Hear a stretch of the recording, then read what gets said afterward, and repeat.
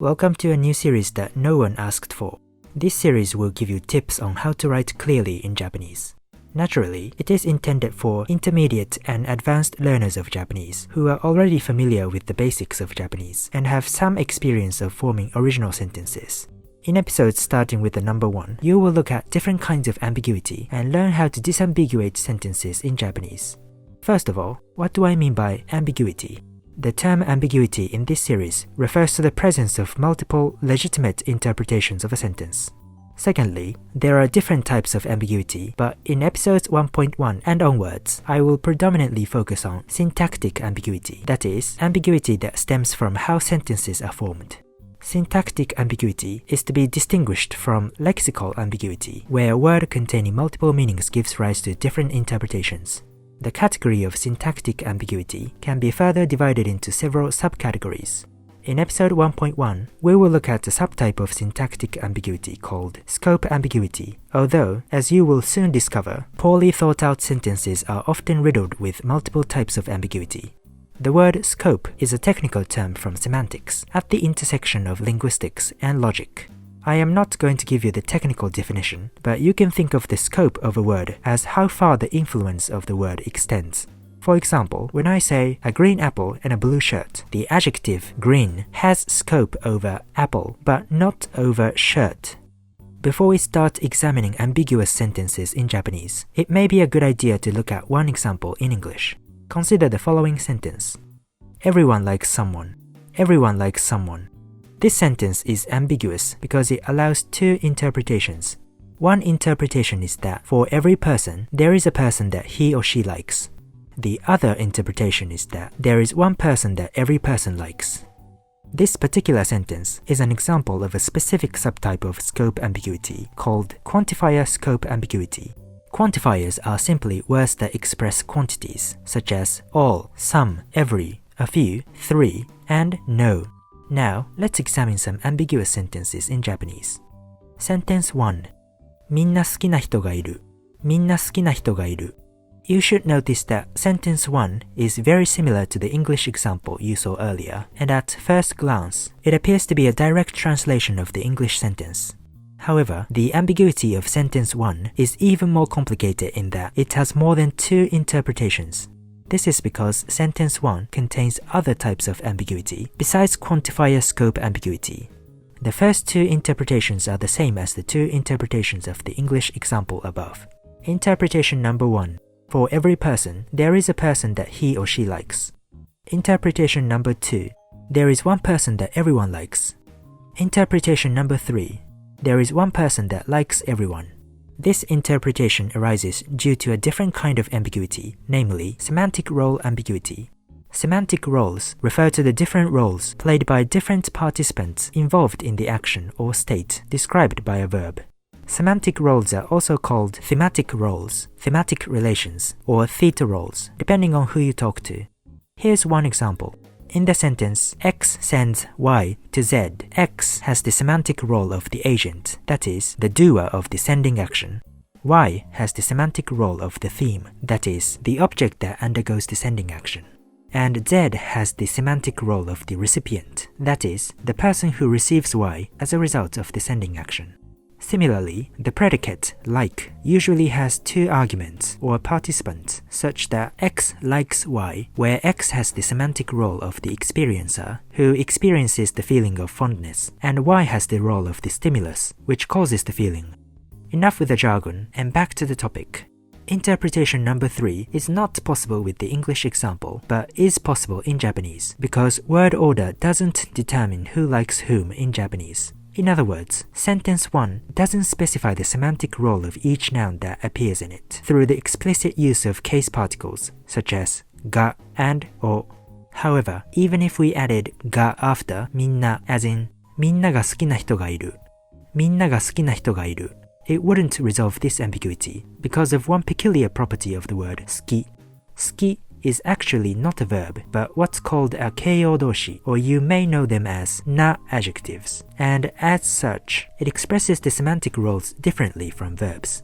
For instance, the verb naguru expresses the agent or the doer of the hitting action through the use of the nominative case particle ga and the patient or the person being hit using the accusative case particle, or giving us the sentence A が B を殴る A hits B. On the other hand, the 形容動詞 好き doesn't allow the use of the accusative particle, and instead you must say A は B が好きだ A likes B. What this difference implies is that if we substitute 殴る for 好きな we get みんなが殴る人がいる and interpretation number 3 is not possible for this latter sentence. That is, this sentence cannot mean there is a person who hits everyone because the particle が in みんなが殴る specifies that everyone is doing the hitting action instead of everyone being hit. Interpretation number 4.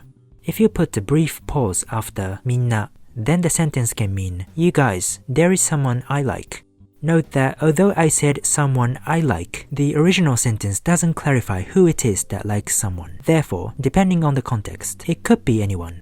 So I should perhaps leave the translation underspecified and leave it as, you guys, there is someone that X likes. So how can we disambiguate the original sentence so that it allows only one of the 4 interpretations?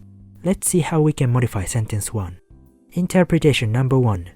人はみんな好きな人がいる。人はみんな好きな人がいる。This is the simplest modification. By adding the topic 人は, we can specify that we are talking about humans in general. Alternatively, you could add more words to make the intended meaning even more conspicuous.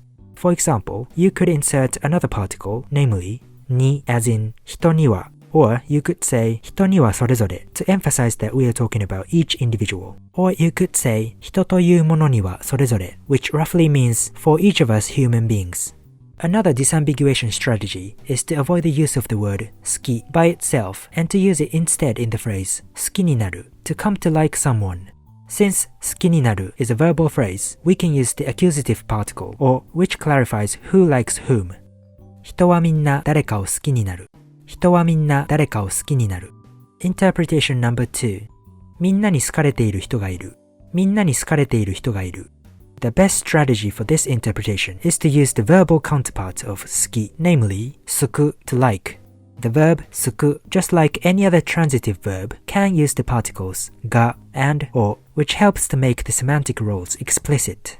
However, the active construction A が B を好く sounds a bit old-fashioned and unnatural, so we tend to use it more often in the passive voice, as in A が B に好かれる。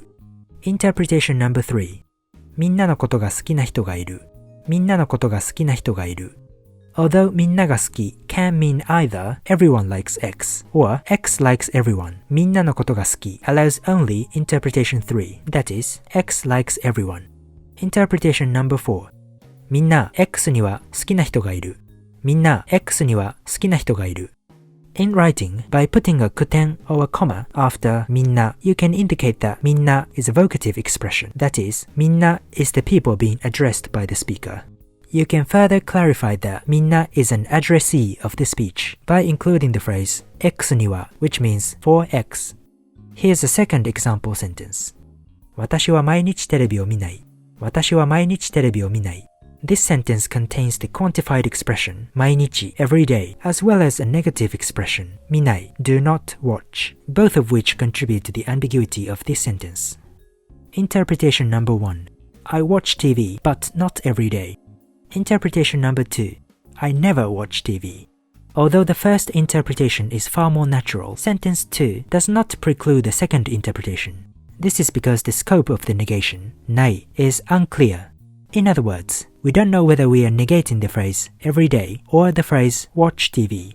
If we are negating the former, then I watch TV is not negated, meaning I watch TV but not every day. Whereas if the latter is negated, then every day is not negated, meaning on each day that I exist, I do not watch TV. So how can we disambiguate sentence 2 in Japanese? Interpretation number 1. 私は毎日はテレビを見ない。私は毎日はテレビを見ない。This is the simplest fix. Just by adding the topic marker は after 毎日, you can emphasize that the negation refers to the phrase every day. However, don't be deceived by the name topic marker because は can signify either topic or contrast. For instance, X は来た could simply mean, speaking of X, X has come, but the contrastive reading of は implies that X has come, but someone else hasn't. Likewise, back in our example, 毎日は implies that every day is negated, but some other day is not negated, meaning there is at least one day when I do watch TV.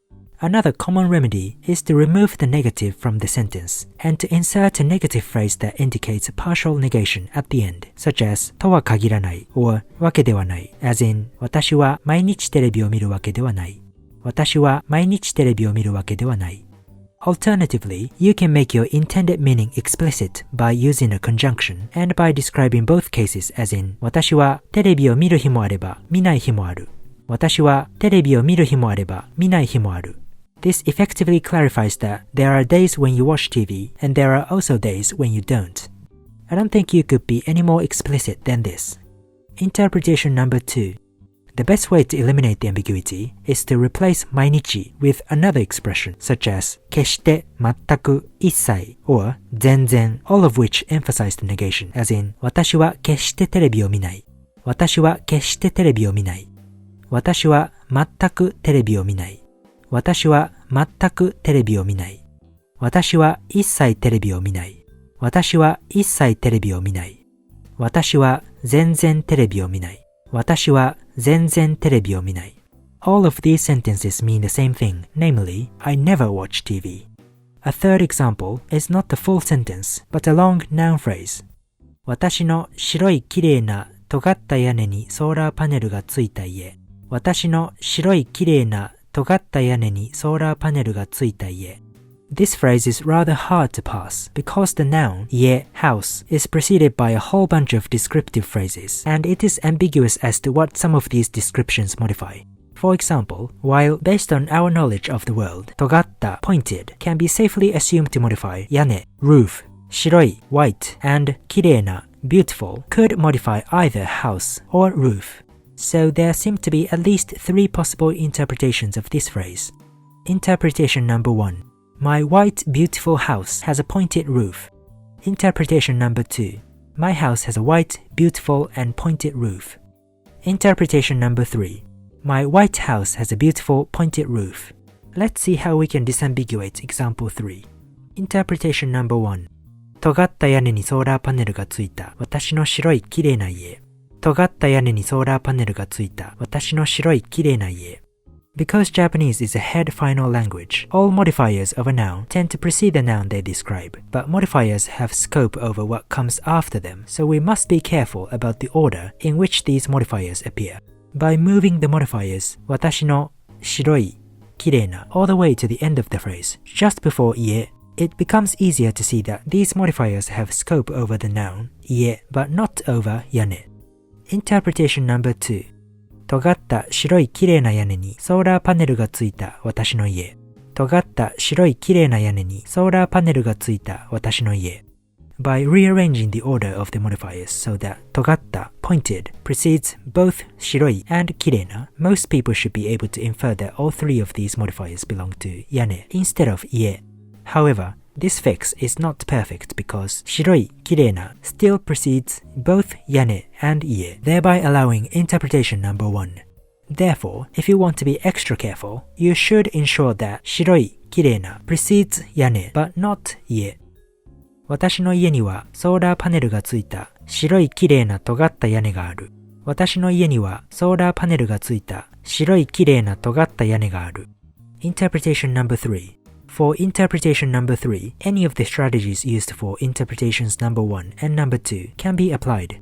For example, you could say, きれいな尖った屋根にソーラーパネルがついた私の白い家。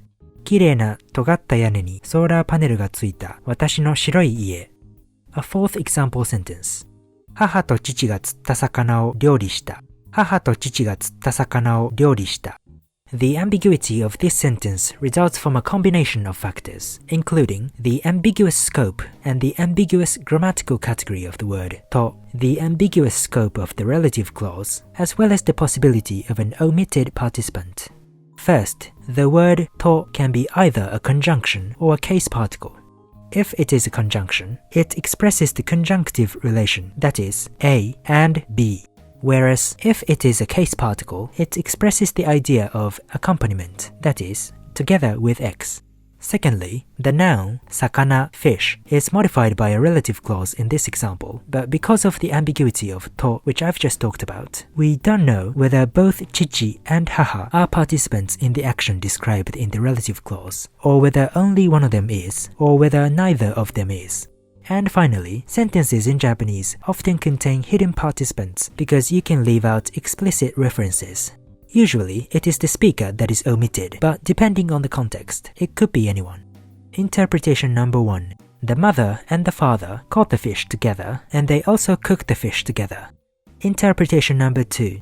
The mother and the father caught the fish together, and someone else, possibly the speaker, cooked the fish. Interpretation number 3. The father caught the fish, and then the mother and someone else, possibly the speaker, cooked the fish together. Interpretation number 4. Someone else, possibly the speaker, caught the fish, and then the mother and the father cooked the fish together. How can we disambiguate sentence 4? Interpretation number 1. 母と父が一緒に魚を釣って二人で料理した。母と父が一緒に魚を釣って二人で料理した。To remove one layer of complexity, it is helpful to eliminate relative clauses. You can also use phrases like 一緒に and 二人で to clarify that the actions were performed by two people. If you want to avoid redundancy, you can leave out 二人で. Interpretation number 2. 母と父が一緒に釣った魚を私が料理した。母と父が一緒に釣った魚を私が料理した。By inserting 私は before the verb 料理した, you can clarify who cooked. The addition of 一緒に can also make sure that the word と should be interpreted as a conjunctive that binds 母 and 父 together. Interpretation number 3. 父が一人で釣った魚を母と私が料理した。父が一人で釣った魚を母と私が料理した。By pairing 母 with 私 and by placing them before 料理した, they no longer have scope over the verb in the relative clause, namely 釣った。The addition of 一人で is optional, but it can emphasize the fact that the father caught the fish by himself. Interpretation number 4. Basically, swap 父 and 私 and you're done. There are many other examples I could examine, but this video is getting too long, so this is the end. You can try disambiguating some more examples shown on the screen as an exercise. Leave a comment with your answers and I will reply. The next video in this series will look at a different type of ambiguity.